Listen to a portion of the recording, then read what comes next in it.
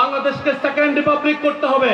আমরা বলেছিলাম এমন একটা বাংলাদেশ আমাদেরকে তৈরি করতে হবে যেটা হবে বাংলাদেশ ইন্টারিম গভর্নমেন্ট আমাদেরকে আমাদের যে চাওয়া ওই চাওয়া অনুযায়ী বারবার ফেলিওরের দিকে যাচ্ছে নিয়ে যাচ্ছে। আজকের দিনে ডক্টর মোহাম্মদ ইউনূস প্রোক্লেমেশনের ঘোষণা দিতে মোহাম্মদ ইউনূস জুলাই সনদের কথা, এই প্রোক্লেমেশনের ঘটনা, এই প্রোক্লেমেশনের ঘোষণা, এই জুলাই সনদের ঘোষণা, এই যে হাজারি, এই যে বারবার আমরা বলতে বলতে মুখে ফেনা তুলে ফেলা, এই জিনিসটা আমরা আপনাদের থেকে আশা করি। অভ্যুত্থানের ভিতর দিয়া যে গভর্নমেন্ট ক্ষমতায় এসেছে, যে গভর্নমেন্ট আমরা ক্ষমতায় এনেছিলাম, সেই গভর্নমেন্টের উপর যদি আমাদের ন্যূনতম চাওয়া পাওয়া আমরা আদায় করতে না পারি, ভবিষ্যতে আর কোনো গণ অভ্যুত্থান করতে হলে আমাদেরকে এখন থেকেই সেই প্রস্তুতি মাথায় রাখতে হবে, এখন থেকেই চিন্তা রাখতে হবে ভবিষ্যতে কোনো ধরনের বাকশালকে যদি, কোনো ধরনের স্বৈরাচারকে যদি আমরা উপড়ে বেড়ানোর চেষ্টা করি, পরবর্তী গভর্নমেন্ট আমরা কিভাবে সাজাবো?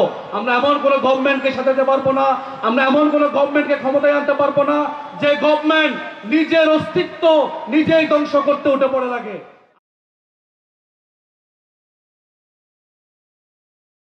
স্বাধীনতা অর্জন যেমন আমরা করতে পারি, স্বাধীনতা রক্ষাও আমরা করতে পারি।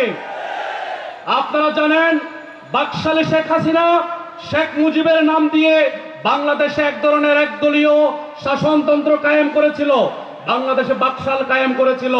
বাংলাদেশে আপনারা জানেন এখানে যত দাড়ি টুপিওয়ালা মানুষ আছে ওনাদেরকে দেখলেই ধরে ধরে আয়না করে পাঠিয়ে দেওয়ার ব্যবস্থা করা হতো, ওনাদেরকে টর্চার করা হতো, দাড়ি রাখার অপরাধে সবাইকে জেলখানায় বন্দি করার মতো ব্যবস্থা করা হতো।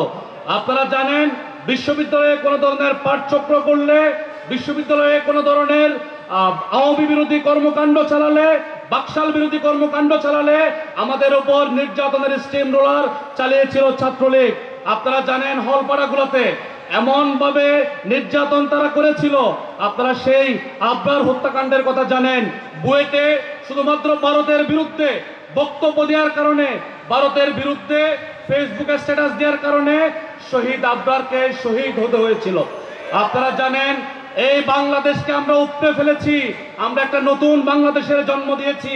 সেই বাংলাদেশ এমন বাংলাদেশ যে বাংলাদেশ স্বাধীনতা সহকারে ভারতের পাশে, মায়ানমারের পাশে এখনো পর্যন্ত টিকে আছে এবং ভবিষ্যতেও টিকে থাকবে। আপনারা জানেন বর্তমান ইন্টারিম গভর্নমেন্টকে আমরা জুলাই গণ অভ্যুত্থানের পরে আহ্বান জানিয়েছিলাম বাংলাদেশের নেতৃত্ব দেওয়ার জন্য। আমরা আহ্বান জানিয়েছিলাম আমাদের উপর যে গণহত্যা চালানো হয়েছিল, আমাদের ভাইদেরকে যে রিমান্ডে নেওয়া হয়েছিল অন্যায়ভাবে, আমাদেরকে যে আয়না করে নেওয়া হয়েছিল, আমাদেরকে যে টর্চার করা হয়েছিল, অগণিত মামলা দেওয়া হয়েছিল, যা ইচ্ছে তাই করা হয়েছিল, এগুলোর বিচার করার জন্য। আপনারা জানেন এই ইন্টারিম গভর্নমেন্ট গণহত্যার সে বিচার করতে বারবার ব্যর্থতার পরিচয় দিয়ে যাচ্ছে। আপনারা জানেন আমরা চেয়েছিলাম একটা নতুন ধরনের সংবিধান, যে সংবিধানের বলে বাংলাদেশের কাউকে দাড়ি টুপি থাকার কারণে, কারো ধর্মীয় পরিচয়ের কারণে, কারো জাতিগত পরিচয়ের কারণে নিপীড়নের শিকার হতে হবে না। আমরা বলেছিলাম বাংলাদেশকে সেকেন্ড রিপাবলিক করতে হবে। আমরা বলেছিলাম এমন একটা বাংলাদেশ আমাদেরকে তৈরি করতে হবে যেটা হবে বাংলাদেশ 2। কিন্তু আপনারা জানেন বর্তমান ইন্টারিম গভর্নমেন্ট আমাদেরকে আমাদের যে চাওয়া ওই চাওয়া অনুযায়ী বারবার ফেলিওরের দিকে নিয়ে যাচ্ছে। আপনারা জানেন 5 আগস্টের আজকের দিনে ডক্টর মোহাম্মদ ইউনূস প্রোক্লেমেশনের ঘোষণা দিচ্ছেন, ডক্টর মোহাম্মদ ইউনূস জুলাই সনদের কথা বলছেন।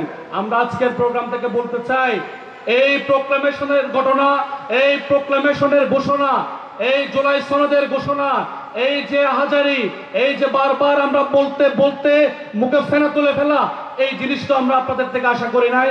আজকের এই প্রোগ্রাম থেকে আমরা বলতে চাই জুলাই গণ অভ্যুত্থানের ভিতর দিয়া যে গভর্নমেন্ট ক্ষমতায় এসেছে, যে গভর্নমেন্ট আমরা ক্ষমতায় এনেছিলাম, সেই গভর্নমেন্টের উপর যদি আমাদের ন্যূনতম চাওয়া পাওয়া আমরা আদায় করতে না পারি, ভবিষ্যতে আর কোনো গণ অভ্যুত্থান করতে হলে আমাদেরকে এখন থেকেই সেই প্রস্তুতি মাথায় রাখতে হবে, আমাদের এখন থেকেই চিন্তা রাখতে হবে ভবিষ্যতে কোনো ধরনের বাকশালকে যদি, কোনো ধরনের স্বৈরাচারকে যদি আমরা উপড়ে বেড়ানোর চেষ্টা করি, পরবর্তী গভর্নমেন্ট আমরা কিভাবে সাজাবো?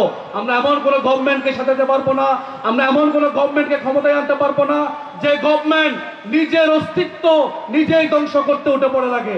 আমরা এমন কোনো সরকারকে ক্ষমতায় আনতে পারবো না যে সরকার যে গণ অভ্যুত্থানের ভিতর দিয়ে ক্ষমতায় এসেছে সে গণ অভ্যুত্থানকে ডিসোন করার মতো ব্যাপার করে।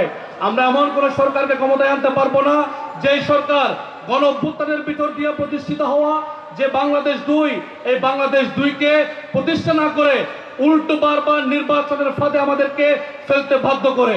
আজকের এই প্রোগ্রাম থেকে ইসলামী আন্দোলন বাংলাদেশকে ধন্যবাদ জানিয়ে আমি আমার বক্তব্য শেষ করছি শুধু একটা ঘটনা বলে। আপনারা জানেন গত 5 আগস্ট আমরা লুকে লুকে ছিলাম, আর রহমাননগর লুকে ছিলাম, চাঁদগাঁও লুকে ছিলাম, আমরা চকবাজার লুকে ছিলাম, নানান জায়গায় লুকিয়ে লুকিয়ে ছিলাম। 12টার দিকে যখন খবর আসতেছে শেখ হাসিনা পলাইছে, আমরা সবাই সিজদায় অবনত হয়ে গিয়েছিলাম। আমরা বুঝতে পারতেছিলাম এটা আল্লাহর মিরাকল ছাড়া, আল্লাহর রহমত ছাড়া এই জিনিসটা কখনোই সম্ভবপর ছিল না। কিন্তু যে আল্লাহর রহমত আমাদের উপর নাজিল হয়েছিল, সে আল্লাহর রহমতের বরকতকে আমরা ঠিকঠাক আদায় করতে পেরেছি? আমরা কি বাংলাদেশ 2 কায়েম করতে পেরেছি?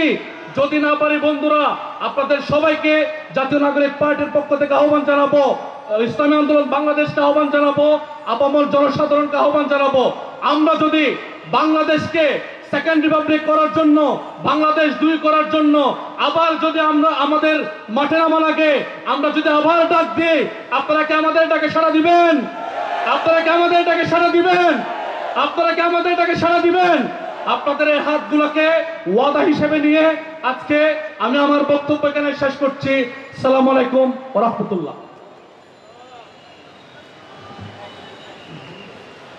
বীর চট্টগ্রাম